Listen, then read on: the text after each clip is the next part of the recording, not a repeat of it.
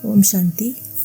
शरीर और मन के आरोग्य को संतुलित रखने के लिए संतुलित आहार की जरूरत है। पुरातन काल से ऋषि मुनियों ने संशोधन करके संतुलित आहार पर वैद्यकीय शास्त्रों में कुछ बातें कही हैं। हम जो भी खाते हैं उसका प्रभाव हमारे मन की भावनाओं पर अवश्य पड़ता है। इसलिए कहते हैं, जैसा अन्न वैसा मन, जैसा पानी वैसी वाणी, जैसा मन वैसे विचार, जैसे विचार वैसी भावना, जैसी भावना वैसे कर्म, जैसे कर्म वैसा फल, और जैसा फल वैसे ही सुख और दुख का एहसास। एक राज्य में एक महान तपस्वी ऋषि आए। राजा ने उनको बड़े आदर और सम्मान के साथ राजमहल में बुलाया और आग्रह पूर्वक राजमहल में 2 दिन रुकने के लिए कहा। उनके लिए 56 प्रकार के व्यंजन बनवाए। सोने की थाली, कटोरी और चम्मच में राजा और ऋषि को भोजन परोसा गया। भोजन खाते वक्त ऋषि के मन में संकल्प चला कि यह सोने की कटोरी और चम्मच मैं अपनी झोली में रख लूंगा ताकि बाद में इनका उपयोग कर सकूं। इस संकल्प के तत्काल बाद ही वो महान तपस्वी ऋषि होश में आए और सोचने लगे कि अरे, मेरे मन में यह संकल्प कैसे आया। मैंने लोभ और मोह से छुटकारा पा लिया है, फिर ऐसा संकल्प कैसे कर सकता हूँ। आज तो कुछ गलत हुआ है। यह सोचते सोचते वे ध्यान में चले गए और उनको आगे आने वाली घटना का आभास हुआ। उसने राजा को कहा, आज का भोजन बहुत अच्छा था, मैं सभी रसोइयों से मिलना चाहता हूँ।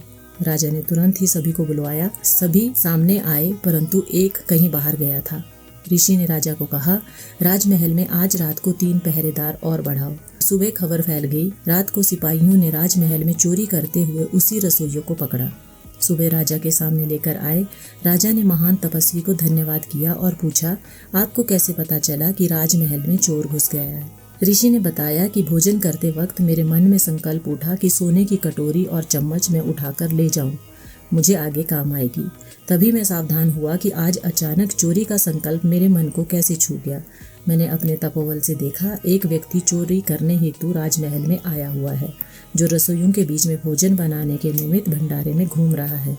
जब मैंने सारे रसोइयों को बुलवाया तब वह नहीं आया, क्योंकि उसके मन में खोट था। इसलिए मैंने तुम्हें पहरेदार बढ़ाने के लिए कहा था।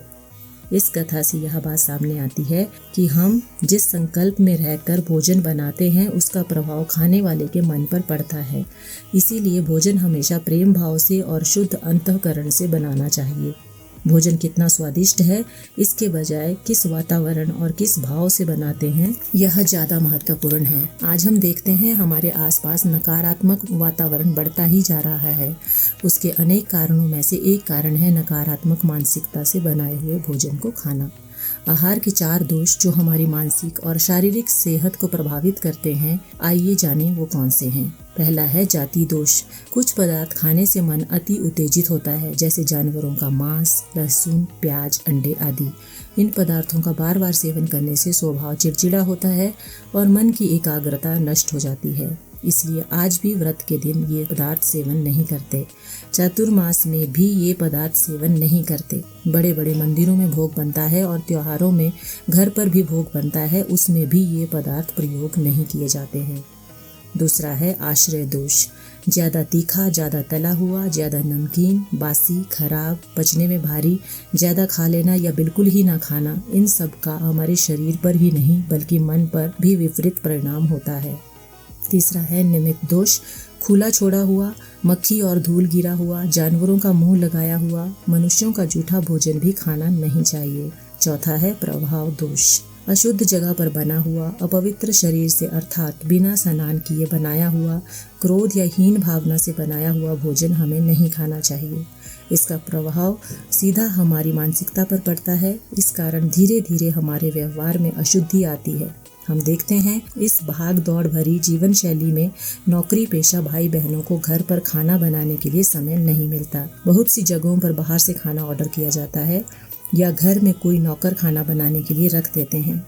दोनों ही तरह की व्यवस्थाओं में बनाने वाले के मन में यही भाव उत्पन्न होता है कि मुझे भोजन बनाने से बहुत पैसे मिलेंगे।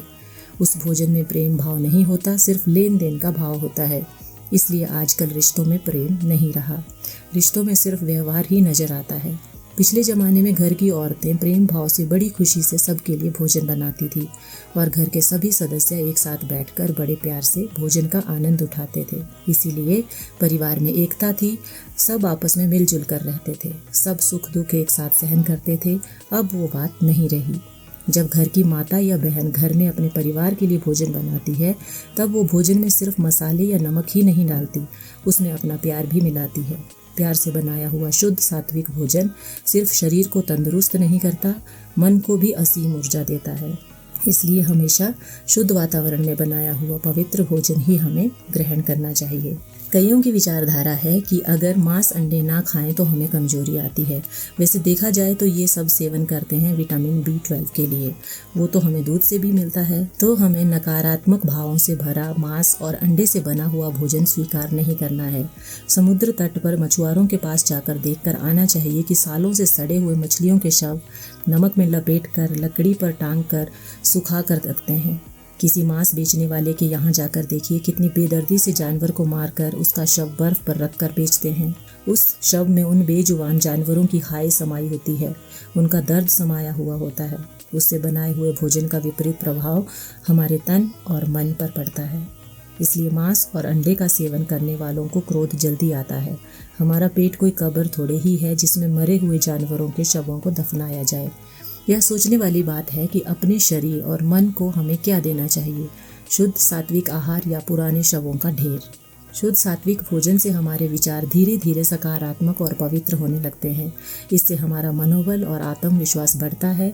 मन में लगातार चलने वाले विचारों की नकारात्मकता धीरे धीरे खत्म होने लगती है। मन अगर शक्तिशाली होगा तो शरीर की बीमारियों की तकलीफ हमें कम महसूस होती है। हम देखते हैं किसी किसी का बीमारी में मनोबल कमजोर होने के कारण उसका स्वभाव चिड़चिड़ा हो जाता है और वे सब पर गुस्सा करने लगते हैं। जैसे हमारे शरीर पर अन्न का असर होता है, वैसा ही असर हमारे मन पर भी होता है। अन्न के अति सूक्ष्म कणों का असर हमारे मन की गतिविधियों पर होता है। हमारा मन शरीर से जुड़ा होने के कारण शारीरिक बीमारियों का असर मन पर भी होता है। अगर मन शक्तिशाली नहीं होगा तो यही सोचेगा कि मैं कभी ठीक नहीं होने वाला। इससे शरीर पर दवाइयों का असर कम दिखाई देता है, और अगर मन शक्तिशाली है तो दवाइयाँ जल्दी असर दिखाने लगती हैं।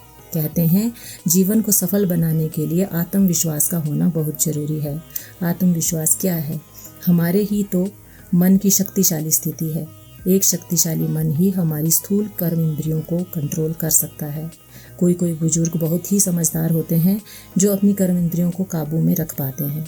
उन्होंने अपने मन को पहले से ही काबू में रखा होता है। जो जीवा पर नियंत्रण कर सकता है वो सारी कर्म इंद्रियों को नियंत्रण में रख सकता है। भोजन हमेशा पेट के लिए खाना चाहिए, जीवा के लिए नहीं। अगर हम केवल स्वाद के लिए ही भोजन खाने लगें तो इसका विपरीत प्रभाव हमारे तन और मन पर जरूर पड़ेगा। इसलिए शुद्ध और सात्विक भोजन करने की आदत डाल लेनी जरूरी है। इससे तन और मन दोनों ही निरोगी रहेंगे। अच्छा, ओम शांति।